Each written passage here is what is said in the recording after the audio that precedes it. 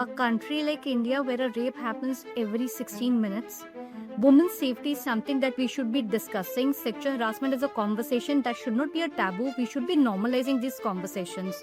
Now, this is an idea that definitely bothers me, that the organization is not concerned about the fact that women are facing sexual harassment, but what they're more concerned about is my company name should not get associated with a posh case. Even today, organizations are so happy giving housekeeping jobs like Rangoli creation, organizing parties, cutting cakes to women. If the salary has to be equal, then work has to be equal. Why are we giving jobs to women for which nobody rewards them for? Do you think social media has helped you to generate sales for your business? Welcome to the Leadership Circle. Today, we have an inspiring leader in the field of diversity, equality, and inclusion, Shivani Bose. With over 17 years of experience, Shivani has been driving forces in helping organizations build truly inclusive workspace. As a CEO and founder at DEI Consultant, she has worked with corporates across India conducting gender sensitization programs, awareness workshops, and posh compliance training. She's not just an expert in HR strategies, but a change maker and an influencer. She has 60K plus followers in her LinkedIn profile and advising businesses on breaking barriers, creating diverse talent pipelines, and fostering a culture of equality. She is also a co-author of The Corporate Woman's Little Diary, where she shares her journey and insights from a corporate world. So let's welcome Shivani at TLC today. Hi, and welcome Shivani to TLC, the Leadership Circle. We are thrilled to have you here today. Thank you so much. Thank you for having me here. So, Shivani, you've been a close friend of mine, and we have been studying together at IIM Bangalore during our entrepreneurship days, and it's been a year that we have met. And I see you tremendously growing. What's the success behind? I think God has been kind to me. Oh, that's really true. Can you tell us more about yourself? Like, what's your story? What's your journey? And what is making you, create waves in the posh industry? I think as far as posh is concerned, it is something that I'm very passionate about. And when you are passionate and authentic about something, it shows. A lot of time people say, "A posh ki baat kar rahe ho, so why you're so focused on it?" But I think women's safety is something that everybody should focus on. A country like India where a rape happens every 16 minutes, women's safety is something that we should be discussing. Sexual harassment is a conversation that should not be a taboo. We should be normalizing these conversations. And this is Definitely. something I've been trying to do every single day. Yes. I mean, it's really it's the most difficult job to build awareness about such a crucial topic. And I don't see people still taking it very easily. How do you see the gap in the corporate world, or how do you see how the things have been from there to now? What has it been journey? So for the corporates, I see people at different levels of posh compliance. There are organizations which believe in it, which want to create an impact, and they would take all possible measures to do it. Then there are other organizations which find posh more of a legal compliance. It's like a tick mark exercise. So they will have very short modules. They will just get it done. And even when we are going to do sessions for them, they're like, "Ma'am, please don't express too much details. We don't want a case coming up." The idea is it should not be that the cases should not be coming up, but the idea is sexual harassment should not be happening with the organization. Now, this is an idea that definitely bothers me, that the organization is not concerned about the fact that women are facing sexual harassment, but what they're more concerned about is my company name should not get associated with a posh case. Another trend that I've observed is false cases. There's a lot of hype about it. Ma'am, so many women file false cases, the number is increasing. But what's the data behind it? When we talk about posh, the numbers where the false cases come up, there is no organized mechanism through which we can track the data. So a lot of this is hype created about it. And it is also about something when you're talking about giving authority and power to what a woman feels, what a perception is about. So I think it's going to take a lot of time to create awareness that women can talk about sexual harassment. They have a right to feel offended and file complaints. I would really want to deep down on this conversation because we're talking about something which is a big taboo in today's world also. So can you share one case study which is very close to your heart, and you were very sure that this is the right decision, yet something else happened? Or is there something that that made you like, this is why I am in this industry altogether? So one case I like to discuss, this is with the mining organization. Now, when we talk about mining organizations, we need to understand it's a very male-dominated organization Yes. because the business is such that you would need a lot of men handling Mhm. the operations. So one of these companies, we had gone down to do a session on POSH awareness. We were having an intervention there. So we had almost 6 to 7 sessions planned. Mhm. And towards the last day, when we were closing the session, so there was this girl who was serving tea and coffee. Very nice, pretty girl, young girl. She came to me with tears in her eyes. She gave me a paper. She had written in Gujarati, and she said, "Ma'am, I think you are the only one who can help me." Oh. And I got a little scared and said, "What exactly is it?" Uh-huh. So then she said that, "Ma'am, that we have a senior here, and he has been sexually harassing me. He has Oh been my sexually harassing God. multiple women who are in the pantry. And whenever we try and resist, he's like, we will ask you to leave. These girls are on contractual roles. They don't get a lot of money." And she said, "I'm the only earning member in my house. So if I lose this job, I don't know what to do. But what he's doing is something I cannot bear anymore. Can you help?" Wow. So And this was then? something, when it happened, it kind of moved me. Even I was in tears thinking what a plight she might have gone through. And this is happening in an organization where there is a lot of women working in the administrative team, in the reporting team, and none of them were aware of it. And I still don't know why she didn't take this information to someone outside, and probably someone in Of the course, because they're organization who can looking help at her. losing the job and, not having, she's the only woman out there. There may be a lot of thoughts that keep coming to these kind of things.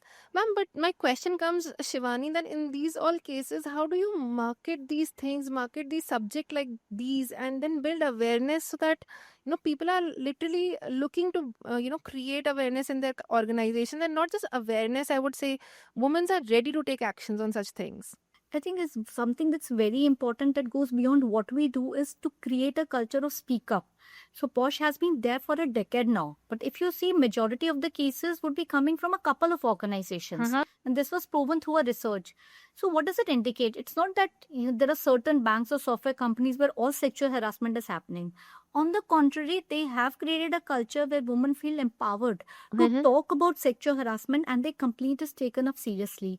Lot of companies are still fumbling with, first of all, they don't want to hire women. If they hire women and someone complains, and I'm quoting unquoting, one of the female employees told me that the management told her, "Ma'am, you know how men are. He said sorry, let it go. You have a great Oh career my here. If you God. start filing complaints, I don't know how the future would be." So this is a threat to the woman. Of course, it is threat to. It's not easy for a woman to raise her voice. A lot of times people say it's very easy that women can misuse acts, take advantage of it. While I agree that happens, but the kind of crime that happens against women, the sexual harassment in our country is very, very rampant. And it's something that we really need to discuss and take action on. Exactly. That's what my thing is, like. How do we take action? What is so? I would put it in this way, like how do we, you know, uh, build awareness through the digital channels? I see you as an influencer in the market. I see that you have been, in 60-70,000 followers, if I'm right. Then Yes. how have that been impacting? Is that building more awareness? How has it been, like? Are you getting more people to come and talk to you directly? What is it that has been impacting? Because it's a subject that people don't talk about. So, exactly my point. People don't want to talk about it. And that is why we try and spread awareness to social media. We post on LinkedIn every single day, 365 days an year. The reason being, we want to create awareness about what POSH is, what does harassment look like, how do you file a complaint. A lot of times, women would reach out to me on LinkedIn saying this is an issue they are facing, and do you think we should file a complaint? Can I take it up forward? Some of the cases I'm Mm. genuinely able to help them. Some of the cases I'm not, because the authority structures, the law structures are very different in our country. But my idea is, if I can even help one woman to feel safe in the country, I think I've done my job. That's very, very important. Like one of the cases that still, makes me feel that I couldn't do enough. There was a woman, she was from Delhi. And she told me that her boss, who happens to be the CEO of the organization, has been sexually harassing her. Oh my God, the CEOs, if the CEOs start doing this, how do we do talk about the rest? Exactly. And in that case, I told her, "Why don't you file a complaint in your organization?" She said, "Ma'am, it won't help. He's a CEO, he owns the organization." So then I said, "Why don't you take it to the police?" No, she wasn't sure if that's the right thing to do, how much authority he has in his hand. This girl is not from Delhi. She's a young girl staying alone. So her safety issues, I didn't have an answer to it, whether she should or whether she should not. And if she does, who will ensure that her safety is in place? So at times it also becomes very, very difficult for me to help these women who are facing these kind of issues of sexual harassment. I can completely agree, like, how difficult it is to, fight these cases and, put it forward and make sure that, we win the case. That's also very important, that we win the case and we don't, we don't pressurize, or we don't get pressure with the money, I would put it that way. Because if you talk about the CEO as an example, if he's doing things, obviously he owns the business and Right. nobody will be ever, doing anything to him. You've co-authored a book called The Corporate Woman Little Diary. Can you share what do you think about that book? How is the storytelling helping you? What is the contribution towards the visibility that has happened with that? I think this book was a very interesting journey. It's a story of not just me, but of many women who came together and shared their experience as a woman working in the corporate. Most of the times, people feel women have it easy. But I think any woman who moves from her home and reaches her office faces much more challenges than a man would. So for a man, he would probably get up, help some more with the household chores, and then land up in office. But for a woman, she will ensure that there is food cooked for the children, for the in-laws in place, of the house in place, and the list just goes on. Perhaps she'll also face some bias at home, that you leave the house, we have to take care of the kids. So the challenges that a woman would face are immense. If she is probably economically not so sound, she might take up a bus. She would face street harassment there, people staring at her, maybe will try to touch her inappropriately. The list is so long. So in this, I have shared my journey when I was working in the corporate, the kind of challenges we faced, and how, even though I was working with a progressive organization, there were very subtle nuances, subtle hints where they made you feel, okay, you're a woman. So, like, if you have to cut a cake, that's something that a woman needs to do. Perhaps at my home, not in the organization. So, even today, organizations are so happy giving housekeeping jobs like rangoli creation, organizing parties, cutting cakes to women. If the salary has to be equal, then work has to be equal. Why are we Equal. giving jobs to women for which nobody rewards them for? Agreed. So, ma'am, you've stayed in corporate, right? And now you're Yes. doing your own entrepreneurship and, learning, building your own business empire. And I also read one of your LinkedIn posts which says that, I can buy my car now. I So, did. so what is it like? How has been the journey from corporate to entrepreneurship, and what made you move to the entrepreneurship journey? So when I moved from corporate to entrepreneurship, there were a couple of challenges I was facing. One, I was feeling I was not able to utilize my potential to the maximum level. Every organization abides by certain rules and regulations, departments. So I at times felt that I was being suffocated. I was not able to think creatively. That was one of the reasons. The second reason was I had two children. So my younger son, he was that time around a year old. I was struggling. The corporate world, while it says we support women in the corporates, I don't think that's really done. Even the timings, that typical 9 to 6, 10 to 7, when this time was designed for office work, nobody asked women, what's your comfort time? Because at that time, women were not really there. Maybe for a woman, timings would be very different, maybe early morning, maybe after the afternoon, whatever works for the kids, but that's not a question that you asked for. So I felt that there was no possible support system. So I thought, let me try my hands at entrepreneurship, and there were a lot of things that I wanted to work upon. Like I said, women's safety, women empowerment, something I'm extremely passionate about. And again, there were so many rules there, I was not really able to help women to reach there. So I thought, let me try my hands at my passion and see how it goes. So, how was the journey from zero? I would say if you start an entrepreneurship, we all start from scratch, zero. So, what are your turnovers right now? And, if you are ready to share that, I am not sure about it. But if you're ready to share, what has been your journey from zero to whatever turnovers you have right now? How can women start working from home? That would be like really inspiring to a lot of women out here. I think patience is the key. When I started, so like you said, I practically started at zero. I knew a couple of clients. I was in the field of HR for long, so I had some contracts signed in. Mm-hmm. But then at that time, government introduced GST. And everybody said, ma'am, we are figuring out what this thing is. Nobody has time for trainings. So all my contracts got delayed. So 6 months I sat at home waiting. that work would start. I kept pitching to clients, but nobody had the time. Mhm. After 6 months, I got my first call. This was with a company known as Banco. I did my training there. It was just a 2 hours training, but I was happy doing it. And fortunately, through word of mouth, he shared that, she's a good trainer. The HR shared it with a couple of people, and I started getting work. And gradually, work started pouring in. And while I was doing decent there, COVID struck.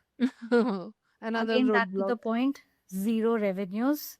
In fact, the first year, I wasn't sure I should continue with it or I should probably take up a job. I came very close to taking up a job as an HR head. One of our clients suggested this to me, and I was almost there. But my son insisted that I don't want you to take up this job. His reason was very different. Like, it was a night shift, so when will I be seeing you? Throughout the day, he's Mhm. busy. In the night, my mom is busy. So I said, I don't want you to take up this job. So I didn't take it up. I'm glad I didn't. And post COVID, we have been growing. I think social media has helped us immensely, where we have been sharing our story as in what my journey has been about. So whatever I have done, I think my journey has been like an open book. I have always shared it over social media, what I've done. The main reason is if I can do it, so can other women. There's nothing special about me. I am as ordinary as the woman standing next to me. If I could do it, they can also do it them. And sitting at home, if you have the right passion, the resilience, and you're determined to do it, results will eventually fall in. But yes, it has been a roller coaster ride. But ma'am, like people say, like social media is just for building awareness, and you don't see a lot of sales coming in and stuff like that. But do you think social media has helped you to generate sales for your business? I think definitely, yes, social media has helped us to generate awareness, because that was the first thing I wanted to do. Does it generate into leads? The answer is again yes. If you're authentic about what I'm selling, so let's say I'm trying to put in a lot of ads, posting in a phase which I'm not, then perhaps it would not lead to leads, because people might connect with me once or twice, but the person that they connect with, they feel this person is not genuine. So Right. So right stories, right key things are leading for you to generate leads also and convert them to great sales. absolutely right. And I've always talked about where I failed. Talking about failures helps build that bond with your followers, where they see, okay, she has also done the same mistakes I did. And then if she could do it right, perhaps we can do it so. Yes, of course. I mean, I think that is what we all learn from each other's failure and grow ourselves out there. So, my Right. probably would be a last, and it's quite a personal question to you. I know that you've been a single mom struggling with a 1-year-old kid and growing your business. What gives you that go ahead every morning? What is your mantra to success every morning? Because as an entrepreneur, it's very tiring journey for me. So, what is it that kicks you every morning? And how do you do work life balance? So I don't really have a mantra for it. Work life balance, I think it's a myth. Every day we need to work on it. Maybe for me, some days work is a priority, and at times it's my personal life which takes over a priority. So, no clear way of finding out how do you build a balance. One thing that has immensely helped me is creating an ecosystem around it. So, I have my mother who's staying with me. She's a great pillar of support. Without her, I wouldn't have been here. Then, besides that, taking help from mates. I'm okay if my mates do the household chores and I don't do everything. Then, my friends, the city that I stay in, I'm staying in Baroda. I love the city. It's a very safe place to be. So, building an ecosystem does help. Are some days you feel like hell? The answer is yes. So, just last month, I had sessions completely one every day. So, that is one every day for a complete week. In between, my son got viral. So, I couldn't sleep one night because he was having a lot of cough. But I had to go for the session the next day. I went for the session. I came back. He had high fever. So, I again couldn't sleep the next night. But you can't really cancel sessions because they are decided way ahead in advance. Mhm. And the client has made all possible arrangements in the resorts, all employees reaching there. So the entire night I didn't sleep. I didn't sleep, and then 6:30 we had to leave for the session. I came back home very exhausted. So is it worth the effort? The answer is a definite yes, because it's the passion that you're taking care of. And why are you doing all this? I think you're ultimately doing it for your children. So my kids are my biggest motivators. They support me. They're my biggest cheerleaders and my critic as well. So having them in place also keeps me sorted and keeps me going. Yeah, I think that's really nice the way you're putting it. Like everything is for the family, but yet we have to take challenges and we have to go out when we still don't have someone, who's keeping up good at health, and still you're making it. I think that's a commendable job, and I should be clapping for that. And you have been tremendously working hard to achieve what you achieved today. So Shivani, you have been spreading your wings across India, and I would like one advice that you can give it to your clients, or to people who are watching, to women. Like you can sit at home, you can start something big, and you can scale it up across, scale it up, like you've been spreading your wings across India, going across the places to deliver your courses, and yet you're most of the time at home, right? Like taking sessions from your Yes. home also. So what is that one advice that you could want to give it to your people who are watching out this? I think the journey starts with you. We as women need to believe in ourselves. We need to believe that we are capable of achieving great milestones. There would be a lot of people who would oppose it. So for me, I got a lot of resistance from my husband, who told me, quote unquote, you'll never be able to do business. My mother told me, we come from a service family. What are you doing? This is going to be the biggest mistake of your life. So somewhere you are the one who's going to support yourself. Do not expect a lot of help from outside and keep going on. There will be a lot of obstacles that you face. Face it head on, one by one. Keep sharing your story with others. Build in a niche. So a lot of times when people get into business, at least I can talk from a training point of view, people are doing all sorts of trainings. But it's very important, where does your forte lie? So for me, Posh is something that I can probably be sleeping at 3 in the night. You ask me what it is about, what is woman empowerment, gender sensitization, I'm all in for it. So what is it that you specialize in? What is it that your forte is? Build on that, be consistent, share it over social media, and do not be ashamed of selling it. So a lot of time people say, I can't do selling. All of us have to do selling. You're going for an interview, you're selling your profile. I'm selling a product. Still, it is the owner who has to sell it all the times that is needed. So don't be ashamed of selling it. Whatever platform you get, please go ahead and keep selling your profile, your business, and you will achieve it. Wow, wow, what a statement that you will achieve it. I think that's how we'll close the session on anybody can achieve. Build your niche, build your social media presence, build your digital presence. Go sell yourself, sell your services, and you will achieve it. I mean, such a great and profound words. Thank you, Shivani. Thank you. We'll close on that note, and looking forward for a lot of people to get inspired by you and start their own journey towards it. It was a play and track time with you. Thank you.